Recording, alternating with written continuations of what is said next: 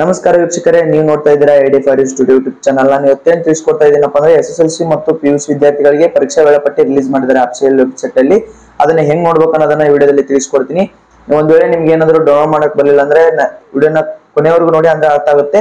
ಒಂದ್ ವೇಳೆ ನಿಮ್ಗೆ ಏನಾದ್ರು ಡೌನ್ಲೋಡ್ ಮಾಡಕ್ ಬರಲಿಲ್ಲ ಅಂದ್ರೆ ನಮ್ಮ ಟೆಲಿಗ್ರಾಮ್ ಚಾನಲ್ ಅಲ್ಲಿ ಲಿಂಕ್ ಕೊಟ್ಟಿರ್ತೀನಿ. ಅಲ್ಲಿ ಹೋಗಿ ನಮ್ಮ ಟೆಲಿಗ್ರಾಮ್ ಚಾನಲ್ ಅಲ್ಲಿ ನೀವು ನಿಮ್ಮ ಪರೀಕ್ಷಾ ವೇಳಾಪಟ್ಟಿನ ನೋಡಬಹುದು. ಯಾರೆಲ್ಲ ನಮ್ಮ ಯೂಟ್ಯೂಬ್ ಚಾನಲ್ ನ ಸಬ್ಸ್ಕ್ರೈಬ್ ಮಾಡಿಲ್ಲ, ಸಬ್ಸ್ಕ್ರೈಬ್ ಮಾಡಿ, ಲೈಕ್ ಮಾಡಿ, ಶೇರ್ ಮಾಡಿ, ಹಾಗೆ ಕಮೆಂಟ್ ಮಾಡಿ, ಹಾಗೆ ಮೇಲೆ ಕಾಣ್ತಿರೋ ಬೆಲ್ ಐಕಾನ್ ಕ್ಲಿಕ್ ಮಾಡಿ. ನೋಡೋಣ, ಸ್ಟೆಪ್ ಬೈ ಸ್ಟೆಪ್ ಹೇಳ್ಕೊಡ್ತೀನಿ. ಅದೇ ರೀತಿಯಾಗಿ ಮಾಡ್ಕೊಂಡು ಹೋಗಿ ನಿಮ್ಮ ಮೊಬೈಲ್ ಅಲ್ಲಿ ನಿಮ್ಗೆ ನಿಮ್ದು ಪರೀಕ್ಷಾ ವೇಳಾಪಟ್ಟಿ ಸಿಗುತ್ತಾ.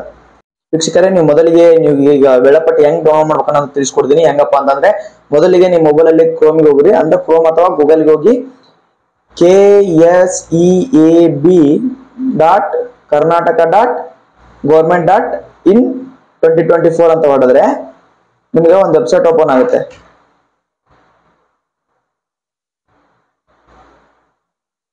ವೆಬ್ಸೈಟ್ ಓಪನ್ ಆದ ನಂತರ ಇಲ್ಲಿದೆ ನೋಡಿ, ಕರ್ನಾಟಕ ಶಾಲಾ ಪರೀಕ್ಷಾ ಮತ್ತು ಮೌಲ್ಯ ನಿರ್ಣಯ ಮಂಡಳಿ ಮುಖಪುಟ ಅಂತ ಇದೆಯಲ್ಲ, ಅದರ ಮೇಲೆ ಕ್ಲಿಕ್ ಮಾಡಿದ್ರ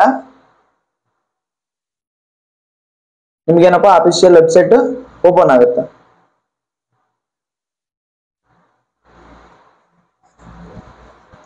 ನೋಡ್ರಿ, ಇದು ಅಫಿಷಿಯಲ್ ವೆಬ್ಸೈಟ್ ಓಪನ್ ಆಯ್ತು. ಇಲ್ಲಿ ನೆಕ್ಸ್ಟ್ ಏನಪ್ಪಾ ಅಂದ್ರೆ ನೀವು ಇಲ್ಲಿ ಅಫಿಷಿಯಲ್ ವೆಬ್ಸೈಟ್ ಅಲ್ಲಿ ತೆಳಗೆ ಸ್ಕ್ರೋಲ್ ಮಾಡಿದ್ರೆ ಇತ್ತೀಚಿನ ಸುದ್ದಿಗಳು ಅಂತ ಇದಾವೆ. ಇತ್ತಾಗೆ ಮತ್ತಷ್ಟು ಓದಿ ಅಂತ ಇದೆಯಲ್ಲ, ಮತ್ತಷ್ಟು ಓದಿ ಅಂತ ಐತಲ್ಲ, ಅದ್ರ ಮೇಲೆ ಕ್ಲಿಕ್ ಮಾಡಿದ್ರೆ ನಿಮಗೆ ಇಲ್ಲಿ ಫಸ್ಟ್ ಒನ್ ಅಲ್ಲ, ಸೆಕೆಂಡ್ ಒನ್ ಅಲ್ಲ, ಥರ್ಡ್ ಒನ್, ಫೋರ್ತ್ ಒನ್ ಇದೆ ನೋಡಿ. ಮಾರ್ಚ್ ಮತ್ತು ಏಪ್ರಿಲ್ 2024 SSLC ಪರೀಕ್ಷೆ ಒಂದರ ಅಂತಿಮ ವೇಳಾಪಟ್ಟಿಗಾಗಿ ಇಲ್ಲಿ ಕ್ಲಿಕ್ ಮಾಡಿ ಅಂತ ಇದೆಯಲ್ಲ, ಅದ್ರ ಮೇಲೆ ಕ್ಲಿಕ್ ಮಾಡಿದ್ರೆ ನಿಮಗೆ ಪರೀಕ್ಷಾ ವೇಳಾಪಟ್ಟಿ ಸಿಗುತ್ತಾ.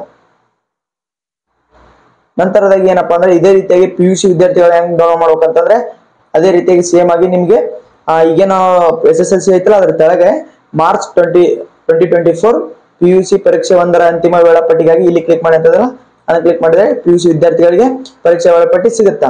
ಇದು ಈ ವಿಡಿಯೋದ ಸಂಪೂರ್ಣ ಮಾಹಿತಿ ಆಗಿರುತ್ತೆ. ಏನಾದರೂ ಡೌಟ್ ಇದ್ರೆ ನಿಮ್ಮ ಕಮೆಂಟ್ ಸೆಕ್ಷನ್ ಅಲ್ಲಿ ಕಮೆಂಟ್ ಮಾಡಿ, ಅದರಲ್ಲಿ ನಾವು ಮಾಹಿತಿಯನ್ನು ಕೊಡ್ತೀವಿ.